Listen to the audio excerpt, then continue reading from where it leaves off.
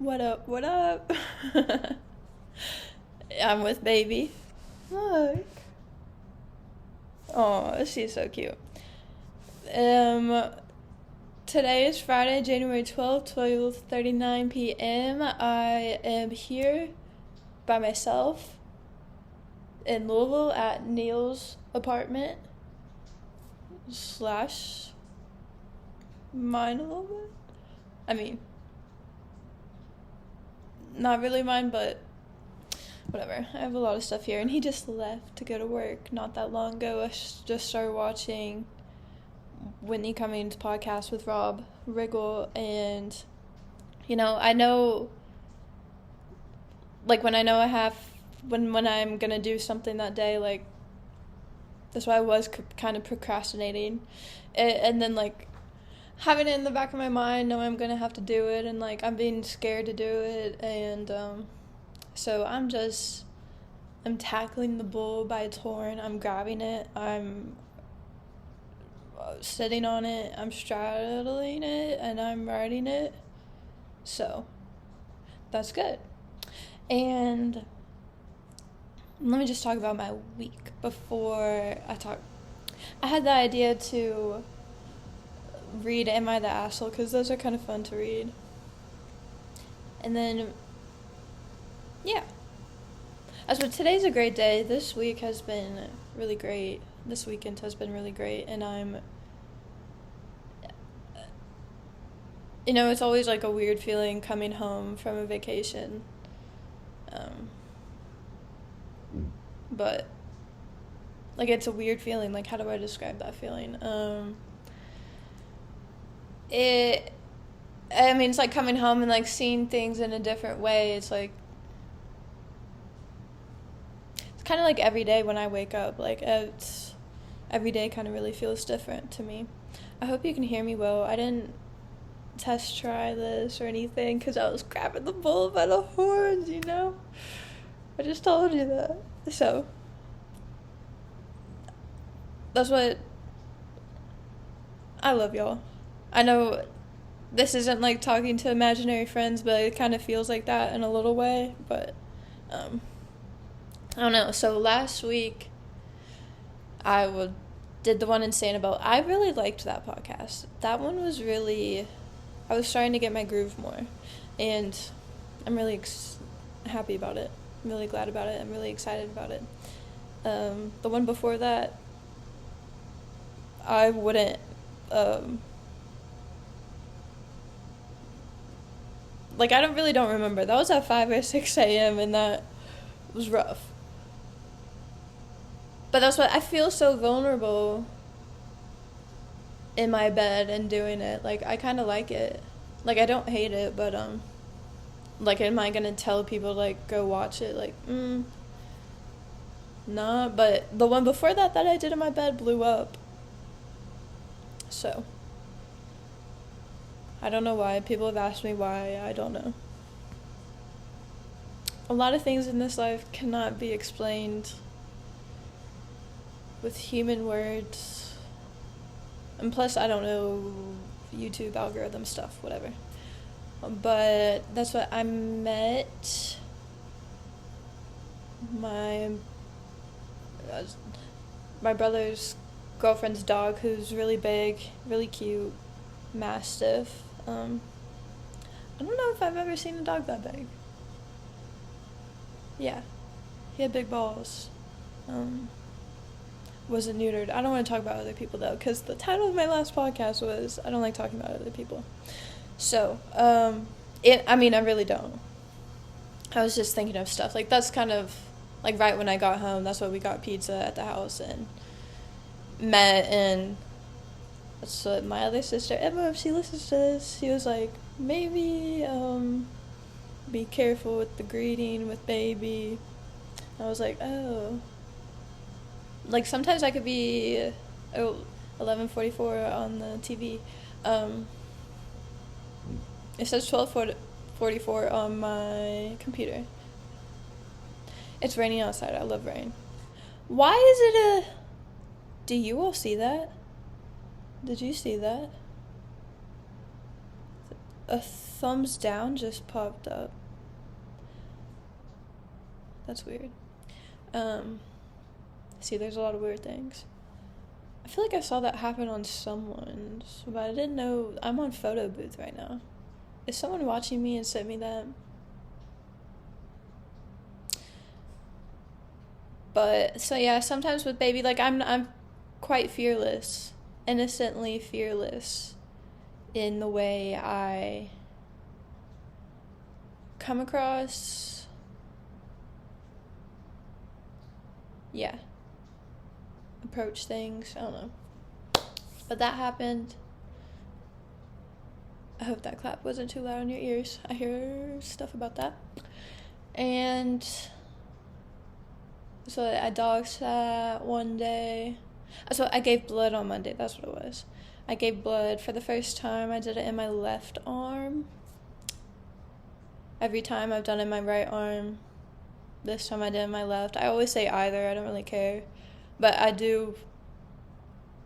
It feels different. Like, I got a text today that I saved a life. It was to UK Med Center. Because I got that O negative blood. That's why I was talking about it with the guy who did it last time, who may be on the podcast. He talking about O negative blood. He's like, yeah, you give to everyone, but you're stubborn. You're stubborn because I can only receive O negative blood. I can give to anyone and everyone, but I can only receive one. So, I give to everyone, but I'm stubborn. That was funny. Lol. Hitting some truth there a little bit. Just a little bit.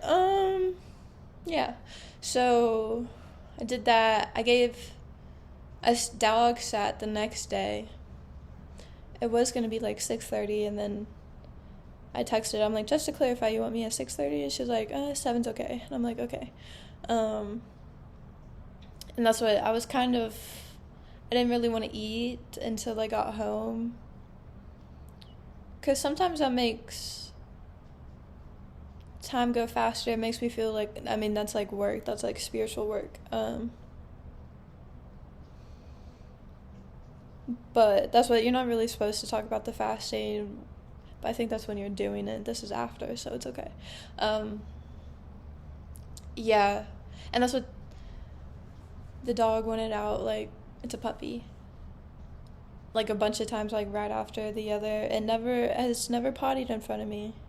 I've watched it a bunch of times. That's why I feel bad talking about this dog right now. But I'm talking about my experience, but my experiences involve other people. But, yeah, I mean, moral of the story, like, like, outside, like, it was aggravating me. And it's like, this shouldn't bother me. Like, I love puppies. I love walking outside. I love rain. It was kind of raining. But it was annoying me because I hadn't eaten. And when you give blood, you're supposed to not skip any meals for 24 hours or 48 hours. So that, I was like, like, I got to respect my body and what I just gotta respect my body, period. And I do anyway, but, like, sometimes with food, like, to be honest, when I don't like, when I first did a water fast, like, a year ago, like, it was mainly spiritual reason.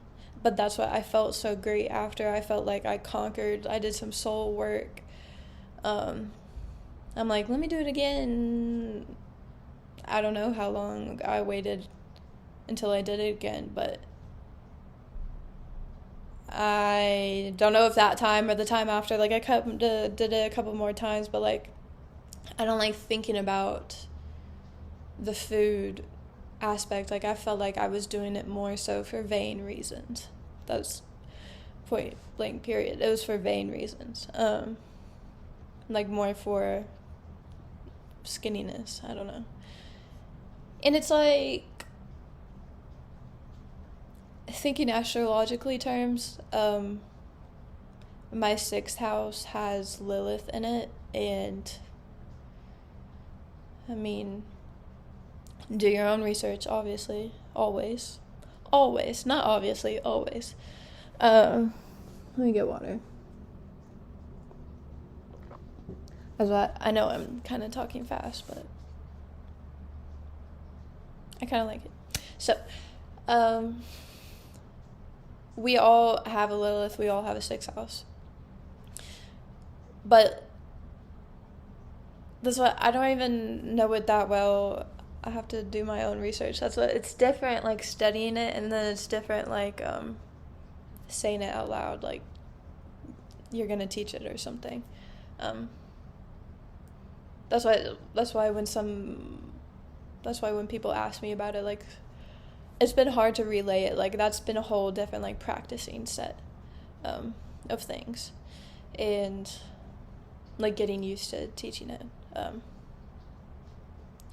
I love when baby looks at me. I scheduled her groomer's appointment next Tuesday. That's why I'd been calling, and the number was bouncing back, but called again, and then, like, I get scared talking on the phone, which is, like, and, like, talking on the podcast, like, this is not the easiest thing for me, or just, like, I can freak myself out, but, like, I think it's, like, I know it's a good thing, and I know it's a good thing to schedule a groomer's appointment for a baby, but Lilith is a place in our chart where it could be rebellious, it could be, that's what, I'm gonna have to look it up. That's what, I'm gonna have to. What does Lilith represent in our natal chart? That's what you can kind of see me teach you. It points to your desires, strengths, and passions, regardless of what they are, that you may be unfairly ashamed of or taught to tuck away to make others more comfortable. That's the first thing it says. What does the 6th house represent in your natal chart? Health, wellness, daily routines, including odd jobs. So, the choices you made over a lifetime create the body found in your 6th house. So, Lilith in the 6th house natal chart. This pressure generates the possibility of creating some manias, such as cleaning, organization, having health and control, self-medicating in parentheses, or getting into other people's things to organize and tidy up without asking permission. That's what I can just picture my sister listening to this and being like, yep. Okay, Lilith in 6th house dislikes routines and it wants to be free. Yup. Can also suggest conflicts and power struggles with people you work with. Yup. And it's like not everything's going to resonate with you, like, because you have to take your whole chart into consideration. Like the aspects Lilith makes to other signs. And then my sister just texted me. Emma. And,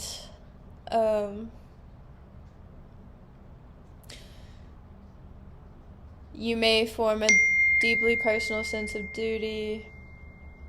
That's why I want to look at the pictures. They're really cute. That is so cute. I'm gonna have to add that to my albums I made for every niece and nephew of mine. I love them, so she knows I love them. Maybe she'll... That's what... I'm not... Okay, this picture in this album. She's so cute. Zoe. There she goes.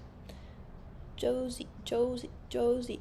And she's about to have a baby. Maybe she'll have a baby by the time this comes out, which is tomorrow. Which could be a possibility. You never know.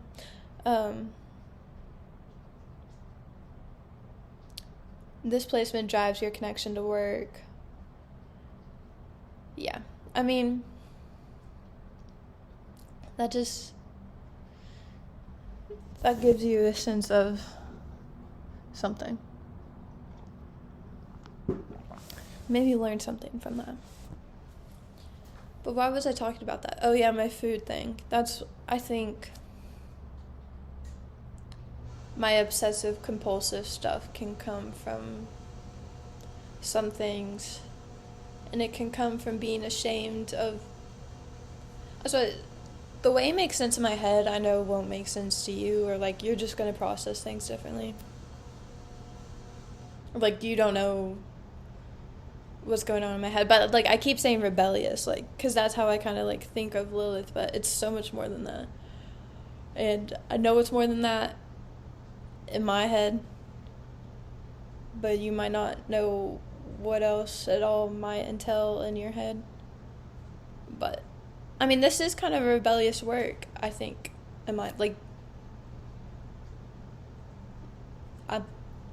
I'm not doing a traditional path. I don't even know what that means, but like the boring, that's what I think of it as boring. But I mean, everything as the sixth house also goes with routines and stuff, and like mine can be different than other people's. I know everyone's routines are differently, but yeah. That's what I want to read more, because I know I'm not doing it justice.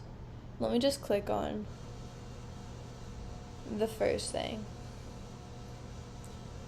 Okay, Lis Focus in this sector of the... I hope you can hear me. Lis Focus in this sector of the chart is to interact with the sense of organization and routine. Natives may suffer a little more with the demand for a lot of perfectionism and pressure for everything to come out in the way they believe to be perfect.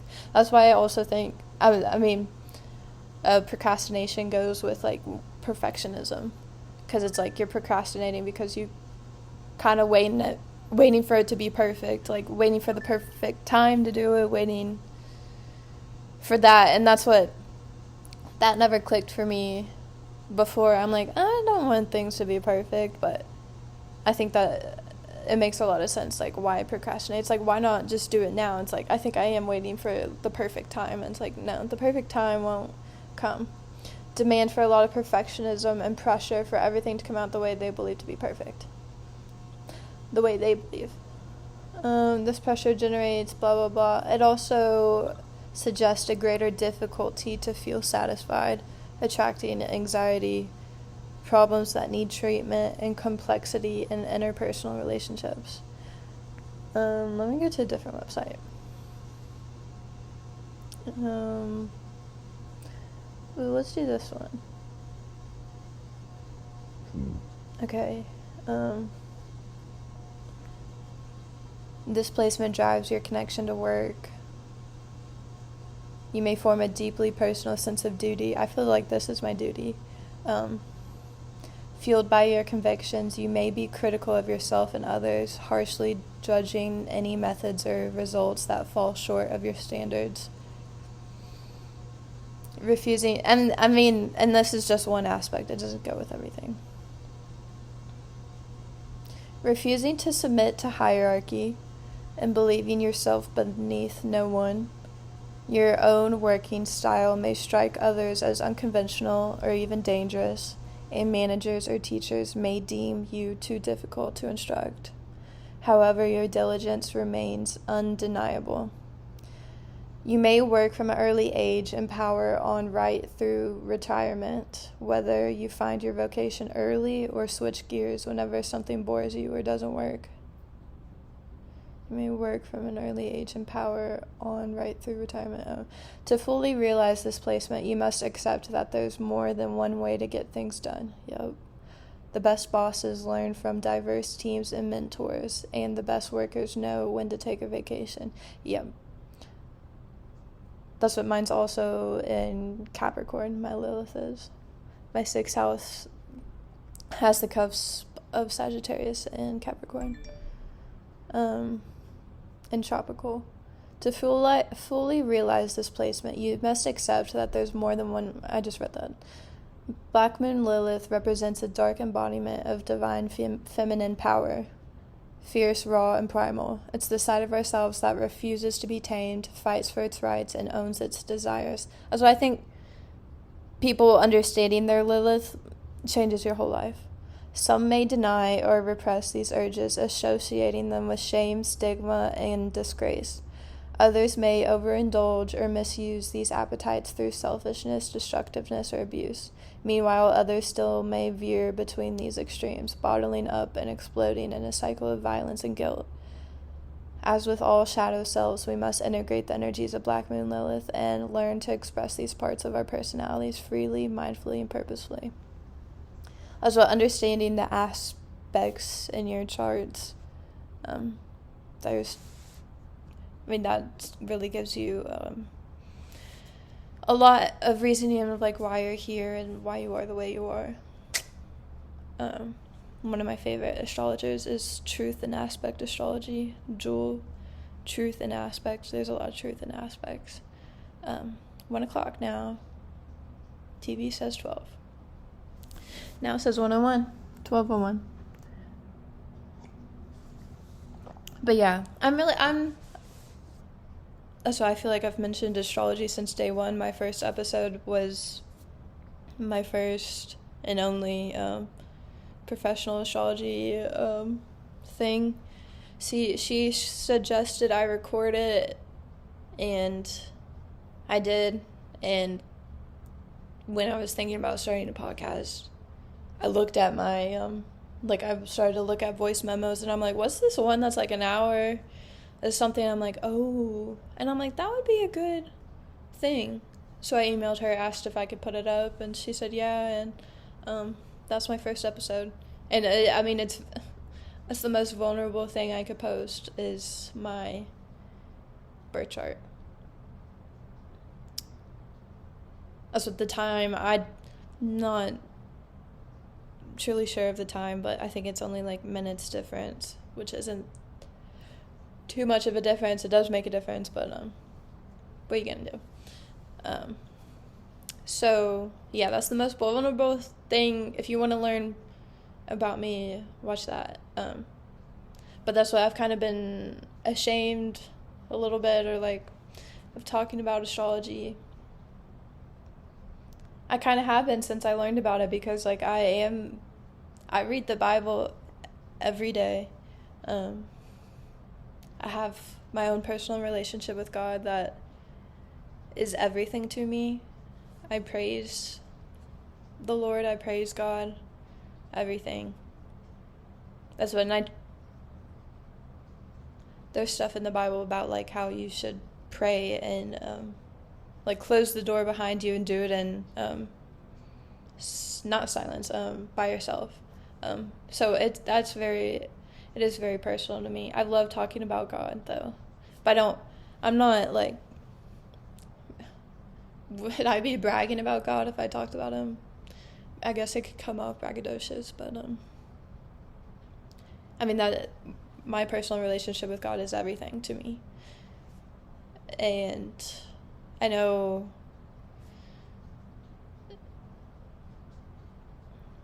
especially my mom thinks astrologers is like wicked.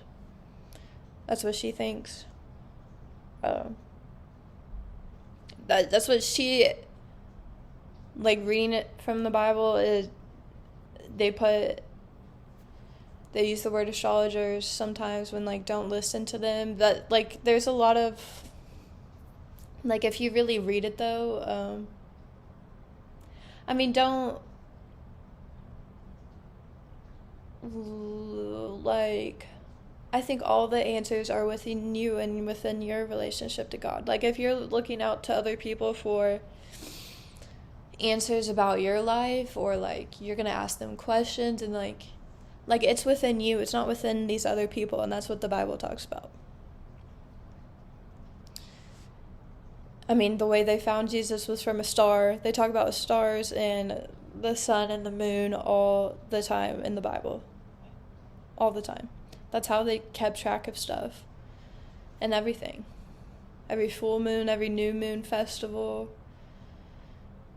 And that's how they kept track of time. Like, how else did they? And the stars, like, they studied it. Like, it... Because God created it. He knows the name of every star, all of it. I mean, it's a lot. And our birth chart is really just, like, a snapshot of the sky of when you were born. So that's why it kind of, like, understands you. I've heard that we are made of stardust. I believe it. I think that's, like, facts. Like, I feel like Neil deGrasse Tyson told us. Ooh, I also watched Claim to Fame, season 2, like, basically 1 day, 1.1 days, before I came here, and I watched season 1 last year. I love understanding people and how our brains work and how we interact. I love that. And if you watched episode 1 of my birth chart, you probably understand a little more about how I operate, how my brain works, how my soul, why my soul's here. I don't know.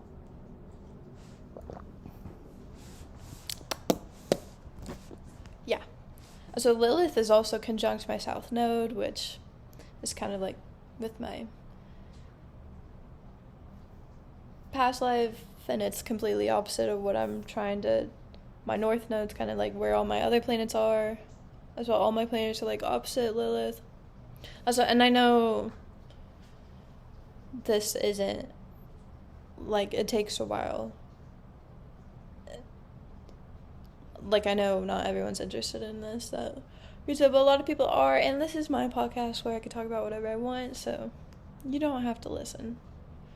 Truly. I don't want you to listen. If you don't want to listen, don't listen. I titled that one of my episodes. But yeah. But that's what, when I felt like things don't make sense if I don't explain it all, but I can't really explain it all. And this kind of all goes in with my 6th house Lilith, creating the perfectionism, whatever. Okay. Breathe, let go.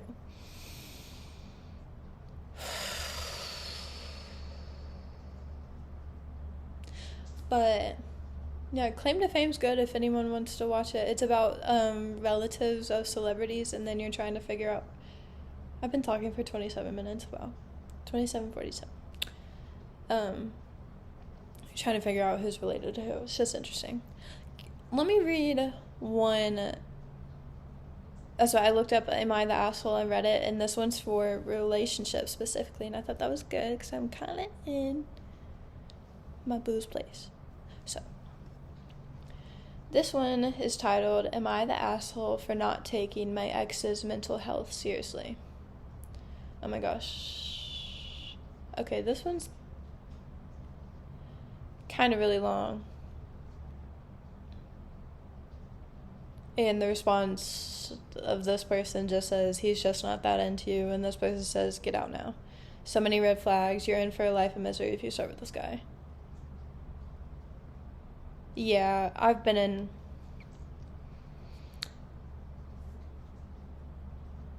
So this relationship is the one I'm in right now, not that person. So this relationship is different than any of the other ones I've been in before, and